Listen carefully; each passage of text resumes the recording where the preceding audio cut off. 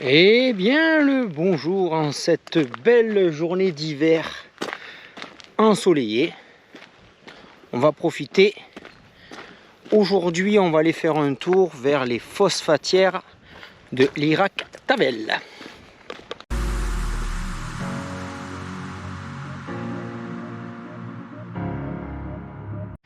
Allez, petite séquence, c'est quoi? Donc je vous ai dit qu'on allait voir une phosphatière. On va déjà voir 30 secondes qu'est-ce que c'est du phosphate. Phosphate, c'est un minerai, on va dire, le phosphate c'est une matière qui permet aux plantes de mieux pousser. Et donc en fait en 1800 et des poussières, il y a un gars qui fait pousser du blé et il constate qu'il y a son champ d'un côté qui pousse vachement bien et l'autre moins bien. Et en fait le champ du côté où ça pousse bien, ça provient d'eau de ruissellement où il y a cette espèce de poudre jaune. Et donc il se dit tiens, apparemment c'est ça qui fait pousser. Le gars vient de découvrir le phosphate et surtout le minerai de phosphate. Alors, jusqu'ici on ne connaissait pas les engrais, à part le guano et le caca de poule. Donc du coup, la ruée vers l'or, non, la ruée vers le phosphate, puisqu'il y a plein de mines de phosphate qui vont se faire un petit peu de partout. Quercy, Vaucluse, Cévennes. Et donc du coup, on va se mettre à extraire le phosphate dans des phosphatières.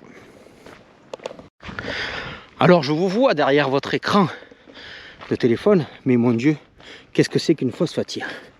Une phosphatière, c'est un endroit où on trouve du phosphate, mais on va faire un petit peu plus précis que ça. Donc une phosphatière, c'est une grotte. Alors on s'imagine, on est au fond de l'eau, il y a très très longtemps, la grotte se forme comme toutes les mêmes grottes, ok? Elle est fermée, c'est un volume fermé au fond de la flotte. L'érosion fait que le fond de la mer se creuse et donc va percer le plafond de cette grotte, et donc ça sera plus un volume fermé comme une grotte, mais une énorme baignoire, un énorme récipient.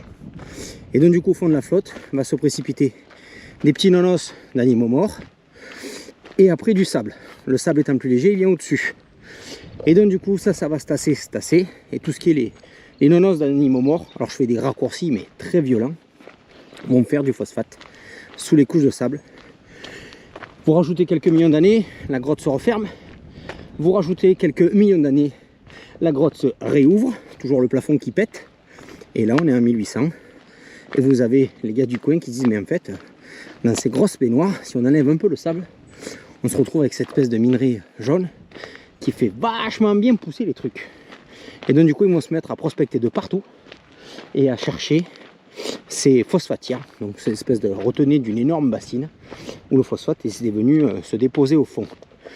Alors une phosphatière, ça appartient à la famille des grottes mines. Sur ma chaîne YouTube, vous allez voir, enfin vous pouvez aller voir quelque part la grotte du chat, qui est une grotte mine située à Lagnes dans le Vaucluse, où en fait là ils ont extrait du minerai de fer.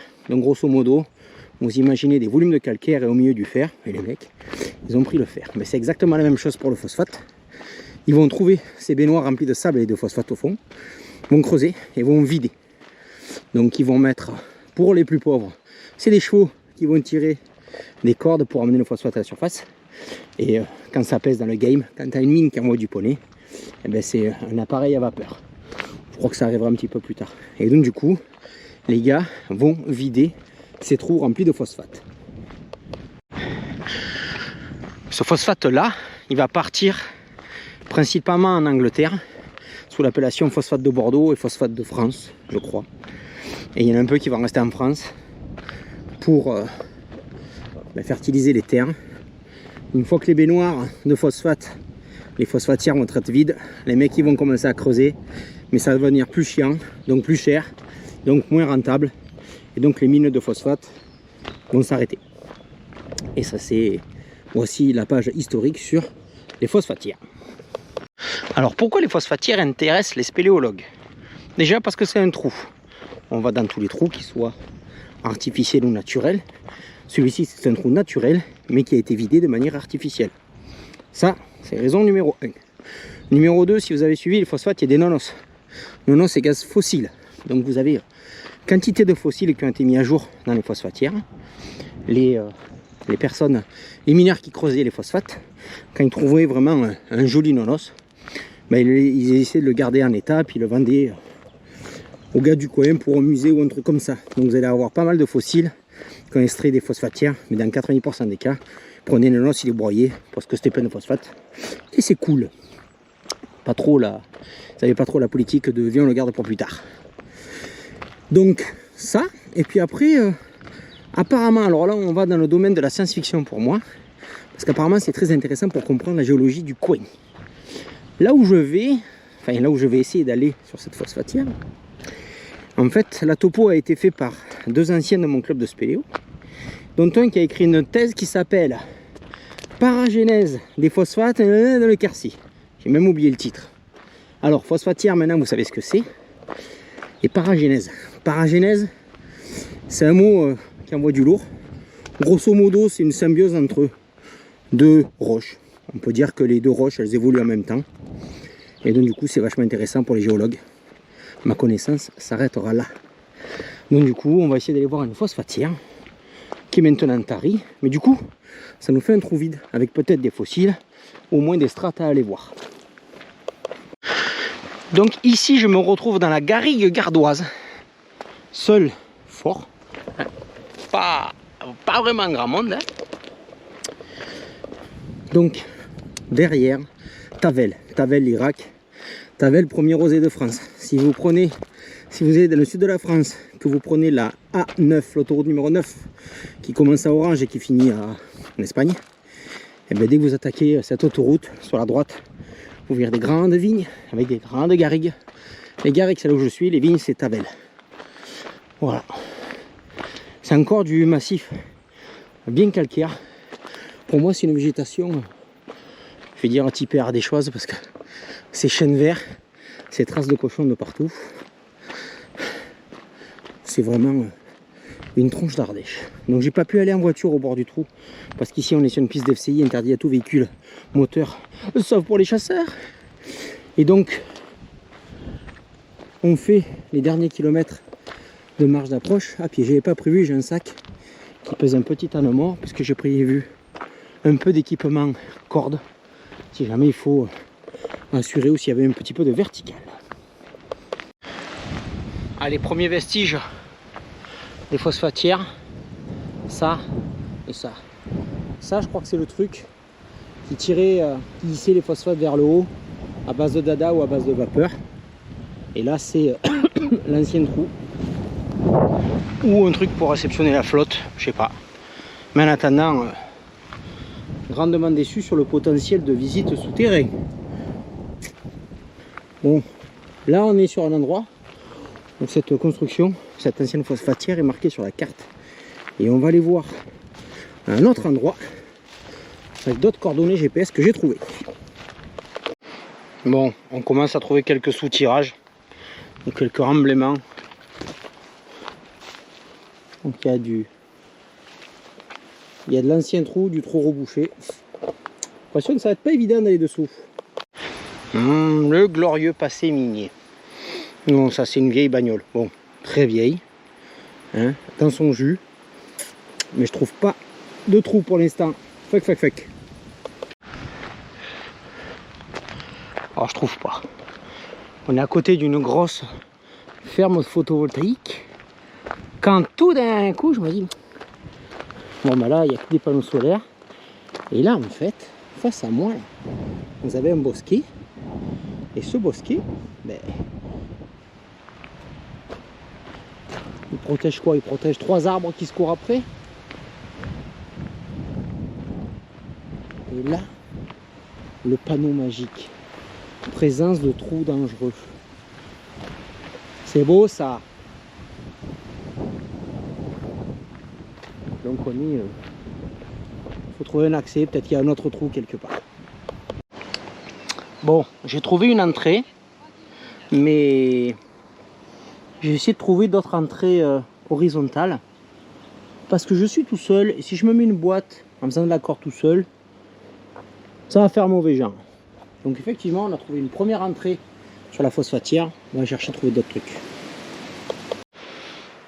Alors, ben, le premier trou, effectivement, j'ai perdu un quart d'heure et une minute dessus, voir si je pouvais équiper.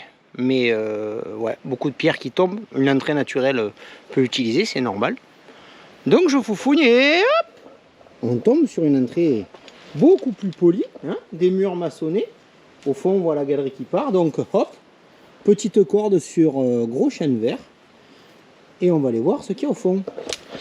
Et bien entendu, c'est pas mon casque, je sais pas comment fixer la GoPro. On verra bien. On verra bien. Bon, vous verrez pas grand chose, hein, puisque j'ai pu juste mettre la GoPro dans ma poche. Donc c'est un puits maçonné, renforcé avec des briques. Petite couche d'algues tranquillou bilou. Rien de bien original. Et on arrive sur un cône d'effondrement et ça sent le cadavre à 400 000 km. À mon avis, il y a de la bête morte quelque part. Alors effectivement, ouais, ça sent le rat mort parce que le rat mort, il est là.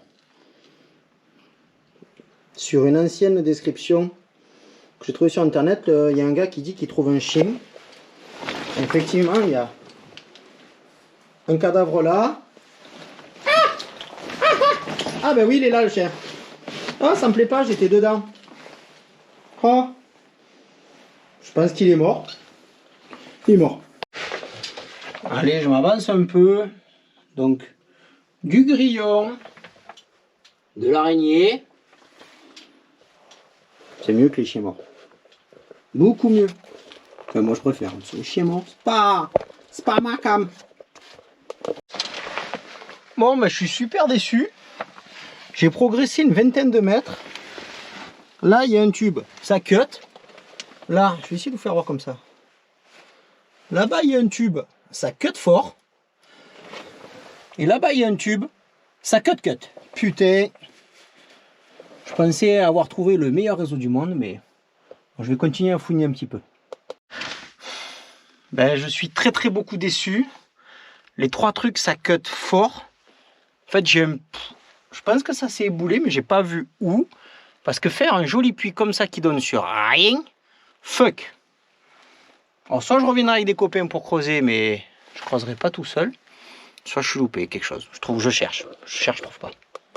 Allez, qu'est-ce qu'on peut regarder? Ben, il y a ça au plafond. Hein, ça, c'est des racines, des arbres, de la surface. Donc là-bas, j'en viens, ça cut. Il n'y a rien. Il y a une très belle argile rouge.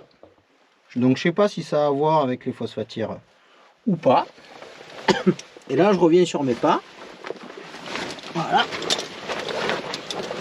Le carrefour où j'étais tout à l'heure. Donc voilà, de la racine. On n'est pas profond, on est à 5-6 mètres grand max quoi, mais pas un courant d'air. Voilà, 4 chiens morts, du cadavre, une odeur de rat musqué. Mais je voulais voir des nodules de phosphate, et pas trouvé. Je voulais voir des grandes galeries, et pas trouvé. C'est pas grave, on peut pas avoir OK à chaque fois quoi. Donc normalement, c'est sans savoir, il y a 2 km de galerie là où je suis. Hein. Mais je suis plutôt dans les 20 mètres quoi là. Plutôt que dans les 2 km. Hein. Bref. On va repartir vers la zone du cadavre des chiens morts. Fuck. Bon, je sais pas si vous pouvez voir. Je trouvais un autre puits. Mais ma corde, bon, j'ai 300 mètres de corde à la maison. J'ai pris une 20 mètres en disant ouais, ça va suffire. Et voilà.